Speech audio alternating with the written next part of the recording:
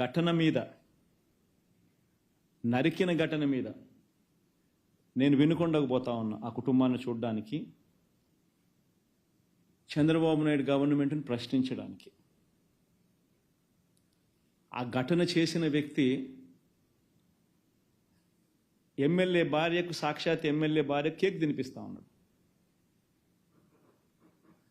ఆ ఫోటో కూడా తల్లిదండ్రులు వాళ్ళ ఇంటికి పోయినప్పుడు నాకు ఇచ్చినారు.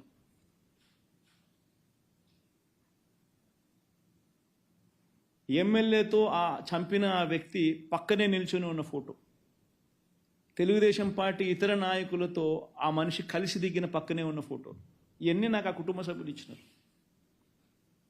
అయినా కేసులు వాళ్ళెవరి మీద కేసులు పెట్టలా పోలీసులు.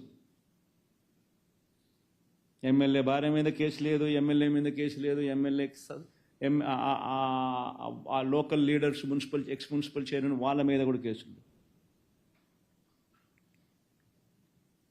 వీటి మీద నేను ప్రశ్నిస్తూ ఆ రోజు నేను వినుకొండకు పోయే కార్యక్రమం నేను చేస్తూ ఉంటే, కరెక్ట్గా అదే రోజు టాపిక్ డైవర్ట్ చేసేందుకు ఆ రోజు ఏం చేశాడు చంద్రబాబు నాయుడు, ముఖ్యమంత్రిగా 2 సార్లు రివ్యూలు తీసుకున్నాడు. మదనపల్లిలో ఆర్డీఓ కార్యాలయం కాలిపోతాయి, ఎందుకు కాలింది గాడ్ నోస్.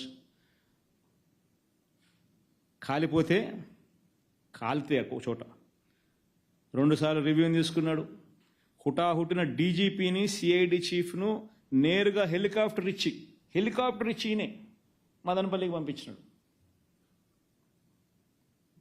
ఏదేదో అక్కడ జరుగుతూ ఉన్నట్టుగా టీవీలలో స్క్రోలింగ్లు, వాళ్ళంతా ఈనాడు, ఆంధ్రజ్యోతి, TV5లో ఏమేమో జరిగిపోయినట్టుగా, పెద్దిరెడ్డి రామచంద్రారెడ్డి కాల్పిచ్చేసినాడని, మిథున్ రెడ్డి చేసేసినాడని ఏమేమో రాసినాడు. అసలు నాకు ఆశ్చర్యం అనిపించింది నిజంగా చూస్తే. ఆర్డీఓ కార్యాలయంలో ఒకవేళ ఏదైనా ఘటన జరిగితే ఆ డాక్యుమెంట్స్ అన్నీ ఎంఆర్ఓ కార్యాలయాల్లో ఉంటాయి కదా, కింద పైన పోనీ కలెక్టర్ కార్యాలయంలో ఉంటాయి కదా. ఆర్డీఓ కింద ఎంఆర్ఓ ఉంది, ఆర్డీఓ పైన కలెక్టర్ కార్యాలయం ఉంది. ఇక్కడ ఏదైనా జరిగితే ఇక్కడ ఉంటాయి డాక్యుమెంట్స్, లేకపోతే ఇక్కడ ఉంటాయి. ఇక్కడ ఒక్క చోటే కాదు, సీసీఎల్ఏలో కూడా ఉంటాయి డాక్యుమెంట్స్ అన్నీ. సీసీఎల్ఏలో కూడా డాక్యుమెంట్స్ అన్నీ ఉంటాయి. సీసీఎల్ఏలో కూడా వదిలేసాయి, ఆన్లైన్లో ఉంటాయి. బటన్ నొక్కితే ఆన్లైన్లో కనపడతాయి నీ డాక్యుమెంట్, నీకేం కావాలన్నా డాక్యుమెంట్స్. మిగతాటి కదా దేవుడు ఎరుగు. మరి ఏం జరిగిందని, దానికి ఏదో ఘటన ఏదో జరిగింది, ఆడియోలు ఎందుకు కాలేదో దేవునికి ఎరక. దానికి ఏదో చిత్రీకరించి దానికి ఏదో వీళ్ళేదో ప్లాన్ చేసినట్టుగా దానికి అభూత కల్పన క్రియేట్ చేసి దానికి ఏమేమో దాన్ని చేసి కేవలం ఏంది జగన్ రషీద్ దగ్గరికి పోతున్నాడు చూడడానికి. మై గాడ్, అసలు ఏ రకంగా ఇది సబమని చెప్పి నేను అడుగుతా ఉన్నా. 7 సార్లు పెద్దిరెడ్డి రామచంద్రారెడ్డి ఎమ్మెల్యే, 3 సార్లు మిథున్ రెడ్డి ఎంపీ.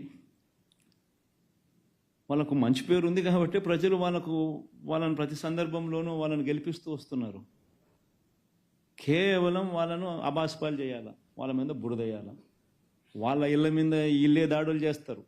వాళ్ళ సొంత కాన్స్టిట్యున్సీ వాళ్ళు తిరుగుతూ ఉన్నప్పుడు వాళ్ళ మీద ఇల్లే దాడులు చేస్తారు.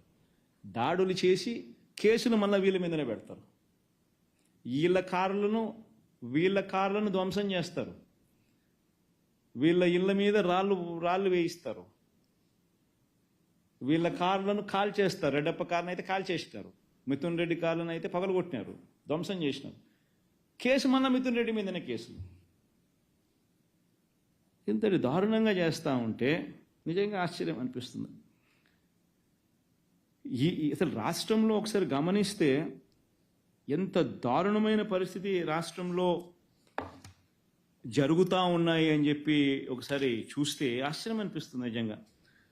మదనపల్లిలో ఒక ప్రత్యేక హెలికాప్టర్లో పోలీసు అధికారులను పంపిన చంద్రబాబు నాయుడు గారు,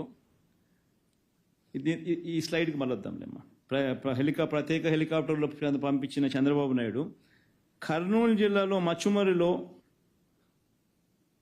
బాలిక కుటుంబానికి న్యాయం చేయడానికి మాత్రం ఆయనకు వెంటనే స్పందించడానికి మాత్రం ముందుకు రాడు. ఆశ్చర్యం ఏమిటంటే జూలై 7న బాలిక మిస్సింగ్ జరిగితే వారం రోజుల తర్వాత వాల్మీకి కుటుంబాలు ఆందోళన చేస్తే 16వ తేదీన ఎస్పీ ప్రెస్ మీట్ పెడతాడు. డెడ్ బాడీని ఇప్పటికి కూడా చూపించరు, దీని నుంచి తప్పించుకునే దానికి ఒక దళితుడిని లాకప్ డెత్